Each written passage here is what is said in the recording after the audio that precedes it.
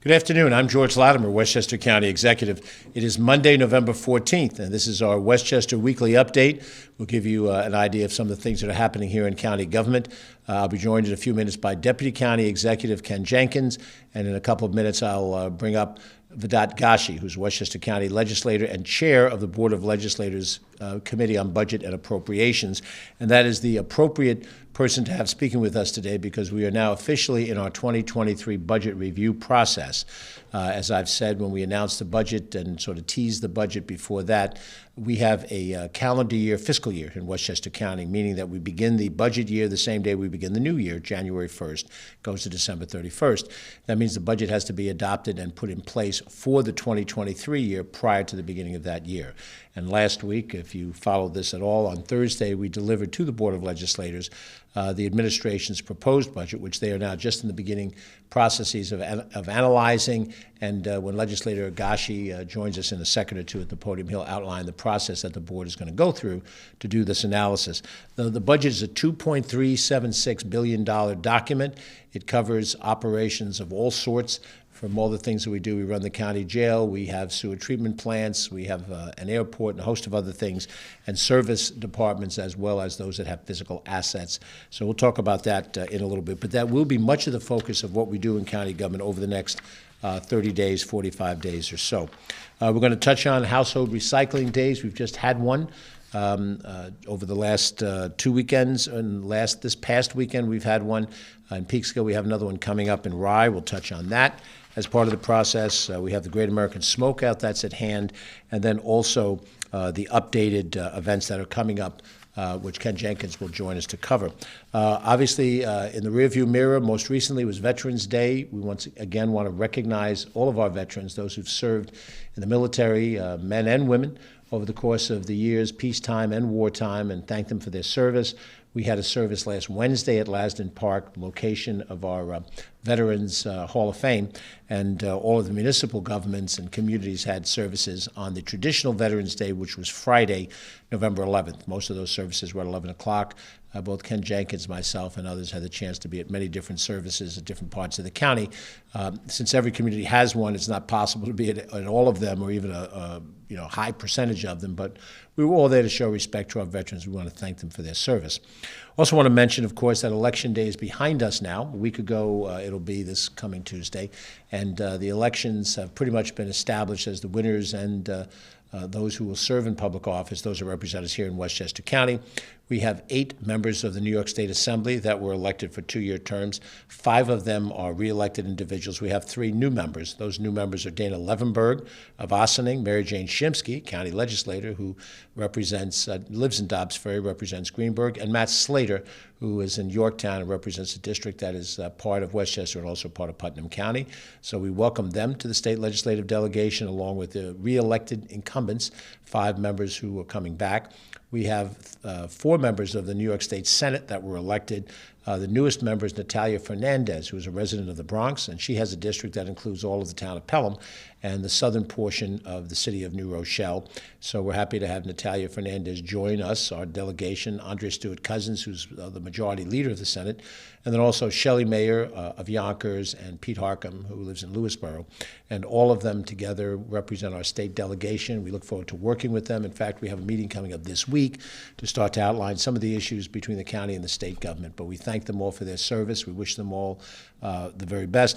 And we also want to recognize those that ran that may not have been successful. They too perform a role in democracy. All of us who run for office put ourselves out on the line, whatever our parties, whatever our affiliations. It is a grueling process, and that process is even a little bit tougher if you don't win at the end of it. But we want to thank all of those who challenged, who were equal competitors. There were some in primaries that precede this period of time, and we will be saying goodbye to 2 long-serving state assembly members at the end of this year, Sandy Galiff of Ossining and Tom Abenanti of Mount Pleasant, both of whom have served nobly and well over an extended period of time. They complete their assembly service at the end of the year.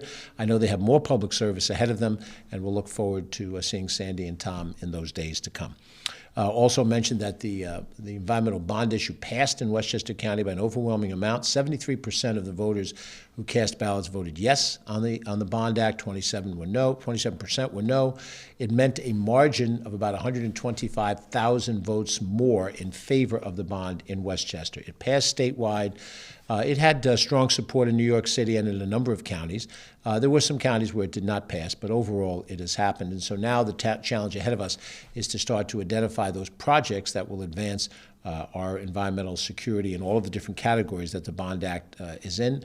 That is going to be the work coming up of our planning department, the work of Peter McCart on our team, who's Director of Sustainability and Energy, Environment, and then also the Board of Legislators will be very much a part of that process. And we'll talk more about how we will compete for some of that money. The $4.2 billion fund is significant, but all across the state, different levels of government and entities will be trying to access some of that money for worthwhile projects. And we'll try to lay out for you as we get a little further into the year what the projects are that we're bidding on, and certainly when we're successful, we'll highlight that as well as a tangible result of what the bond acts occurred. So to the county budget, as we've said, we've in a timely fashion, we've delivered the budget to the Board of Legislators. It is now in their care and keeping. Ken Jenkins served for 2 terms as chairman of the Board of Legislators. I served as chairman for 2 terms. In the Board of Legislators, we've both been on the other side of this discussion and setting up the parameters for review. And so I wanted to share with you what comes next by inviting Vedat Ghashi, who's Westchester County Legislator and chair of the Committee on Budget and Appropriations, to join us. He'll go over a little bit of the process. Vedat has a difficult task in that, as chair of the Budget and Appropriations Committee, he works under the leadership team of Catherine Borgia, who's the chair of the board, and she is the immediate past chair of the Budget and Appropriations Committee. So there's nothing like having the person that you work with at the senior level just having had your job beforehand. So I'm sure she's got a few opinions about how it should go. But all of this process will be managed between all 17 legislators at our level of government. We do not go overboard with the partisanship. Everybody gets to participate in the dialogue and whatever comes out of it. Vedat Ghashi, tell us what the process will be. Thank you. Thank you, Mr. County Executive. And I'd like to have a differing opinion on that point.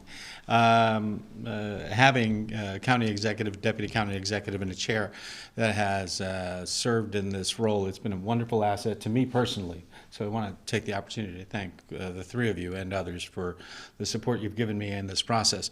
As was mentioned, the county executive has presented the operating budget to the Board of Legislators, and we've begun our review. It's a slightly expedited process because of the way the election cycle began a week late, meaning that we have begun in earnest meetings with each department reviewing a large budget book with a lot of lines.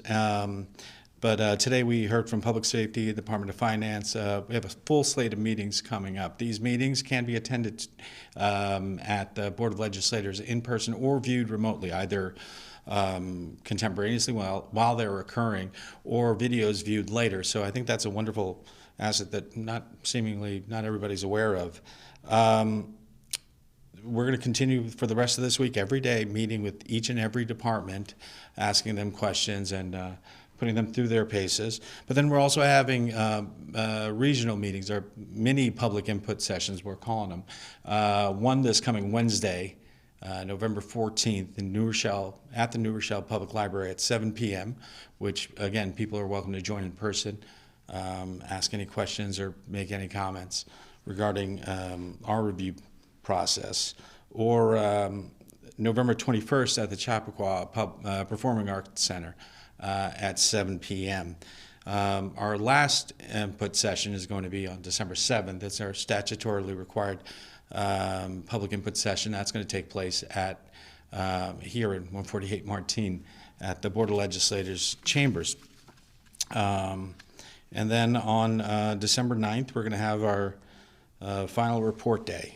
In the meantime, we're going to we'll have our budget adds and budget deletions, where we're going to reconcile with the ninth floor, with the executive, the final budget process. But I think that's as quick a telling of the process as I can go through.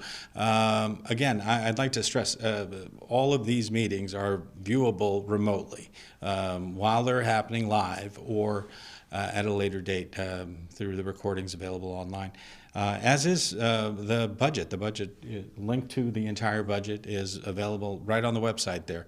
And I would urge everyone to take part in it and ask any questions so we can do our job better. Thank you. Thank you. Thanks.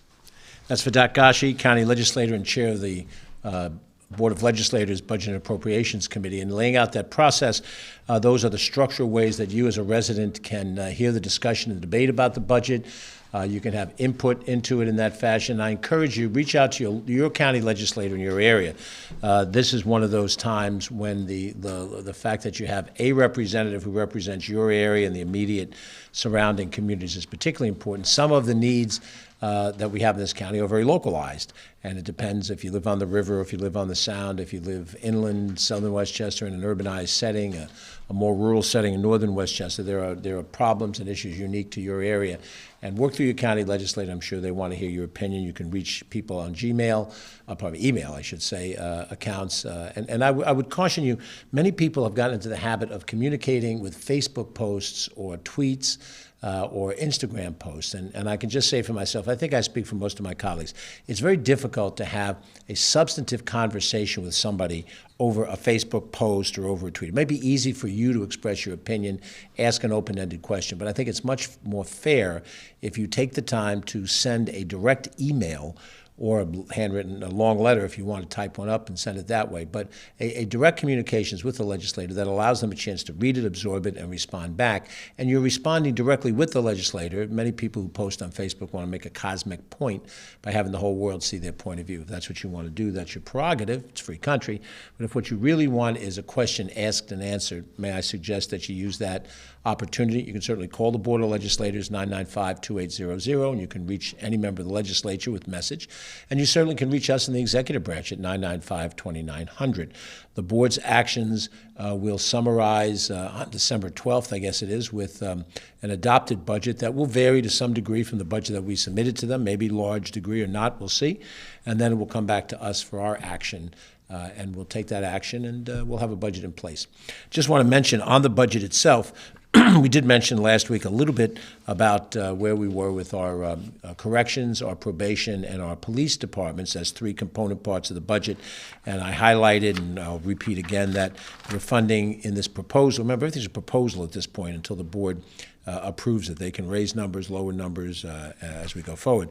$59 million for police, $156 million for corrections, and $45 million for probation. That's an overall budget of $2.3 billion. Our largest department is the Department of Social Services. That is a mandated service. The state and the federal government require the county government to provide the DSS services. We are in part required on the corrections and the probation side. The police is a little more discretionary on our part. And then certain departments like Parks, Recreation, and Conservation is completely discretionary, however much we want to invest in the Parks Department. What we hope to do there from year to year is subjective, and the decision makers in the county will ultimately decide what direction to go in. I want to repeat some of the statistics that I gave out the last time. The proposed property tax levy that we're submitting to the Board of Legislators this year, it is targeted for $542 million of revenue that comes from property taxes. That number is down from the number that we first came into office at, $559 million. Now, that number went up a little bit in the first year, then has gone down the last 4 years, and has now gotten lower than the amount of tax levy the day we walked in the door. This is property tax levy. And your county property taxes are the smaller portion of your tax bill. The school district is probably about 2/3 of your tax bill. The remaining third is divided between the county, almost equally, between the county and then your local government, whether you live in a city or if you live in a town or a village within a town. That represents your local governments. That plus the county is about 1/3. School district is about 2/3. But we do have a decrease as proposed in this budget for the 4th straight year in terms of property taxes. And we also do it without any of the shenanigans that are often used either out of necessity or to try to create an artificial end. Some of those things include borrowing money for ongoing expenses that you should recognize as a cost and pay for as you go along within the budget. We have pension costs that we're obliged to pay to the state every year to make the pension fund whole. We could borrow for that in difficult times. We have done that. But given the circumstances we're on now, we pay as we go. We get a bill for $3 million. That's what we pay as an expense within our budget. The same is true for tax certiorari reimbursements to various businesses that have won in court a reduction in their property taxes. They have to get a certain amount reimbursed, and we have to pay that out as well. We are not borrowing to pay for those. As you well know, when you borrow money, you pay interest on whatever the amount that you're borrowing is, which means over the long haul, it's more expensive to borrow. It may be a necessity if you have immediate issues in the short term, but it's not a good strategy in the long term. We also do not use our fund balance to balance the budget. In other words, we have a savings account of X million dollars. We don't go into the savings account, draw an amount out of it, and then that serves as a revenue to balance the budget. We're able to do that and protect and actually grow our reserve fund. And the county's reserve fund is equivalent to your savings account. You go into your savings account when you have to, but you don't do it for ongoing expenses, because the truth of the matter is you'll run out of savings in fairly short order if you don't have a basic structural balance to your income and your expenses. So all of those are things that we're talking about in this budget. Those are sort of the macro policy areas. We do want to highlight that in our Department of Parks and Recreation, Ken Jenkins is going to mention in a little bit some of the programs and services we have. We have a very extensive parks department, and that may be the part of county government that most people see up close and personal. We have 55 county parks from one end of the county to the other. We have 6 public golf courses. We have 6 nature centers that people can walk around with in a quiet, passive environment. We have parks the size and scope of Kensico Dam Plaza, of Ward Pound Ridge. We have parks that are used for mountain biking. There's a mountain biking presence at Graham Hills in the Pleasantville area. There's one as well at Sprain Ridge in Yonkers, Jackson Avenue. We have right now 4 public pools that will be open next year. That's assuming the Wilson Woods pool is reconstructed by then. And we have the closing reconstruction of the Playland pool. Playland Park is an asset of Westchester County. We own it, but we do not manage it. Standard Amusements manages Playland Park, but it is still owned by Westchester County, so it's part of our inventory. And with this department, we have an ongoing challenge of maintenance constantly, and we also have a responsibility to make upgrades, not necessarily major capital projects, although we do have money set aside for Cranberry Lake in the capital budget, but the kind of repair that happens when you have wear and tear in everyday life. Just think of your own lawn. If you're using your lawn and you have kids playing on it and you're barbecuing and you're on the lawn, you need to make sure that you're maintaining it in some fashion, and we have money in this budget in Parks and Recreation to do that. We have a terrific park system. Candidly, this administration inherited those parks. We've tried to improve it by improving the North County and the South County Trailway and the Washington headquarters Miller House and the Sprain Ridge pools, all these things I've talked about on and on. But we've inherited a tremendous asset, and we're trying to maintain that asset for the future, and that we think is responsible spending. So in this budget, amongst other departments, we'll talk about a few others in the days to come, Parks, Recreation, Conservation Department is very essential. And again, Ken is going to mention a few more of those things. Let me ask Ken to come up and join me here as we talk on a few other issues, and then when I turn it over to him, I want to highlight that our Household Recycling Day system program has completed its 5th recycling day of the year just this past weekend in Peekskill, and we now have the 6th one coming up this coming weekend. And the Household Recycling Day program is one that it was in effect for a number of years. It was discontinued for a while under the prior administration. We have reestablished it as of 2018, and we've now expanded it. 6 daily sites are an expansion of the program that is not precedented by the prior activity. And we've just mentioned that this past weekend we've had one in Peekskill at the facility that we have in Charles Point. It's now known as Win Waste Innovations. That's the new managerial title for that facility, Win Waste Innovations. That is the Charles Point facility. We have referred to it over the years as Wheelabrator. We've referred to it as a Resco plant. They've had different parentages over the years. It's the same physical facility that provides the same thing. It processes our garbage, waste to energy, and it is the end location of the garbage that gets picked up on the street where you live by the community government that you live in. They bring it to a transfer station, and then the county takes over and takes it from the transfer station to the plant in Peekskill. That happened to be the location for the Household Recycling Day, as we just had.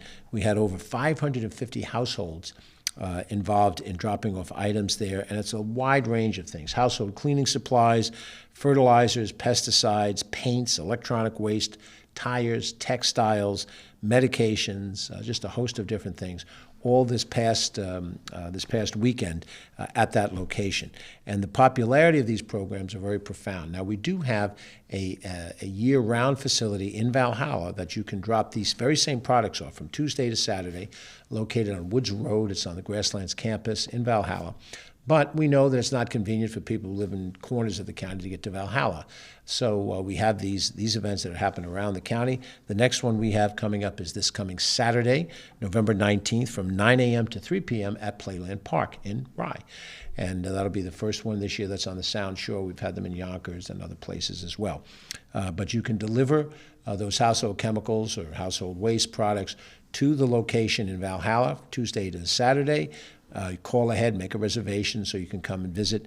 And then at the same time, if you can get to Playland, it's easily accessed. The New England Thruway, exit 19, takes you right into Playland Parkway. So you could live in New Rochelle or Pelham, get on the Thruway and come up to Rye. You can take 287 over from the river towns and come down one exit on 95 to exit 19 and get there very easily. As is the case with every one of these household recycling days, they're very popular. And there are lines. It moves quickly. But it doesn't move as fast as you'd like it to. So if you've got plans to do 5 different things that day, kind of plan in a little more time when you're online to get your waste through and get it out of the back of your car and clean up some of your household items that you cannot get rid of in the normal fashion. Most people, if you have waste products, you put it in a garbage bag, you put it out for garbage, or you flush it down the toilet or the sink or something like that. There are certain products, I've mentioned some of them already, you cannot dispose of them that way in an environmentally effective way. The sewer treatment plant doesn't treat it if you flush it, and the burn plant doesn't burn it properly without different things coming off of it, so it's better for you to handle it this way. I have some batteries that are sitting around. I've got to take them to the household recycling day, or I have to get them over to Valhalla because you can't put them in an incinerator. It gives off bad chemicals that are bad for the environment. So keep all of that stuff in mind. Now, there is sort of a limitation of geography for those people who live within the refuse district. You have free disposal at these cleanup days and at the HMRF, as it's called in Valhalla. That represents about 2/3 to 3/4 of Westchester communities. There are some communities that have not been part of the refuse district, so the residents don't pay into the operation of the district. We are looking right now at ways to consider opening the door for them in a fashion that may be more equitable, maybe temporarily, maybe over a longer period of time, as an effort to try to encourage more of these things to be disposed of properly. Right now they can dispose, but there is a fee involved. And without getting into all the details at this point, we're working at that, and we're talking with a couple of other entities as well. We'll announce more about it when we have a more formulated idea of how to do it. But these household recycling days are valuable, and we want you to make good use of them. We put them together. We have dedicated staff that are out there organizing it, and they spend a lot of time. Sometimes it's a rainy day, doesn't matter. The show goes on either way, and they put a lot of time and effort in. We're appreciative of their efforts. Now, Rye City is having Zero Waste Day also on Saturday the 19th, and they allow residents to donate some additional items such as gently used furniture, children's coats, winter clothing, prescription eyeglasses. These are things that we're not going to dispose of, but they have some other value in the society. And the Rye community group that's doing this welcomes you to bring those items, and there's a way for you as you go through the conga line to get rid of your recycling items and then also get rid of these other items that have some value. And if you have any questions, go online, look it up. All the information is there for you. I want to ask Ken Jenkins to talk a little bit about some of the fun holiday events that we have to plan for. This is the part of the program we're going to pen and pencil, write it down, because these are things you don't want to miss if you have the discretionary time. Ken. Thanks, George. And I just wanted to add on to what George was saying about our household recycling days that were brought back by county executive to make sure that for the HMRF, you need to make an appointment. So the one that is permanent, you can't just show up. And on these household recycle days, as county executive was pointing out, you have the ability to be from anywhere. You just have to show up and go through.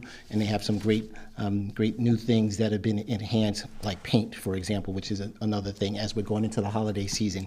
But also take advantage of bringing those gently used things to the Rye folks to be able to give those to someone who might need them during this holiday season. And because of that, we get to do all the fun things that we have going on here in Westchester County as we head into the holiday season. The annual Holidays on the Hill annual train show at Lasden Park. We were up there just for Veterans Day ceremonies just this past week. Well, that returns back in Somers Saturday, November 26th. So once again, the Holidays on the Hill annual train show. These are not the little tiny train shows. This is the large H-scale kind of things. It is a wonderful, wonderful display, and it's a great opportunity to see the things that are happening at Lasden, as well as getting those things available to you. Dates, times, and tickets are available at lasdenpark.org. Certainly, again, with the partnership between the Parks Foundation and at Lasden, we have a tremendous friends group that's done some wonderful work, and they're the ones that help put this particular thing on, Holidays on the Hill. Make sure that you take advantage of that. Westchester Winter Wonderland Drive-Through Holiday Light Extravaganza, that begins on November 25th, the day after Thanksgiving, at Kensico Dam Plaza. It's someone's birthday as well. We make sure to celebrate those all the time during that particular weekend. And certainly the county executive was celebrating his birthday. Winter Wonderland starts again on the 25th. Dates, times, and tickets are available. There's some additional new displays that are on, but it ends up, again, with the drive-through that started because of the pandemic, but it was super popular, and it's going to continue on. It ends up with Santa as you go through the tunnel of lights, and it's something wonderful. So Winter Wonderland, so wwinterwonderland.com. I know the comms team has got that on the scroll on the bottom, so make sure you take advantage of getting to Winter Wonderland. We got to say, and the county executive pointed this out, with our nationally accredited award-winning park system, it continues to stay open. Those golf courses are still open until Sunday, January 1st. For the Duffers, I know it's getting a little colder for the folks that are out there, but if you're a golfer, you're still out there as long as you can find a ball. And if it's snow outside, you bring out the orange ball and still try to play as well. I think you shouldn't do that, but that's just me. I'm not a golfer. But the golf courses are still open, and they will stay open until January 1st. Our nature centers, our wonderful nature centers, as Cranberry Lake, we have some other great parks that we have. Those nature centers are going to stay open, weather permitting, of course. The walks with our volunteers and other staff members that are doing those nature walks to go through those as well. Some tremendous bird watching that happens both in all of our parks, that they have these through our nature centers. Continue to take advantage of those. Those, again, can be found at parks.westchestergov.com. Certainly Muscoot farm that still stays open. It has the farmland animals. I know that we also know it as the Al Del Bello Park as well for Muscoot. They have farm animals, and they have some other things that happen at Muscoot with our friends for Cornell Cooperative Extension that are showing some tremendous environmental programs. And finally, the farm. And this time of the year, it's great to be at Hilltop Hanover Farm, to be able to get some of the fresh produce. They have their weekend sales that go on. Again, we're getting into holiday season, and people are making all kinds of great things and creative things. And I know that there's some good cider and pies and things that happen out of Hilltop Hanover. Make sure that you get a chance to take advantage of that and look at all of the fun activities that you can do around Westchester County. Through your county park system, these are your parks, and as the county executive pointed out, it's our job to make sure that we enhance and maintain them. And the record amount of funds that have been placed into the county budget under this administration, under the leadership of County Executive Latimer, just in Playland Park alone, it's close to $150 million. That's a lack of investment previous administration, but you know what? We're going to make sure that we have the best available park system that we can leave to our folks. So back to you, George. Thank you. Ken Jenkins, our Deputy County Executive. Let me also add that we continue to be in Hudson Valley Restaurant Week, and there are 50 or so restaurants that are participating in Westchester County, 150 overall in the Hudson Valley, and those benefits go on until Sunday, November 20th. We're in the middle of it. It's a two-week week. And you can get some pretty good deals out there. If you go online, Hudson Valley Restaurant Week, you'll get some information. I believe Westchester Magazine, their website will have some of that information as well. Not connected to the county, but we're happy anytime there's a promotion of any of our businesses to be a part of it. Let me also mention that we have coming up now this Thursday, November 17th, the Great American Smokeout.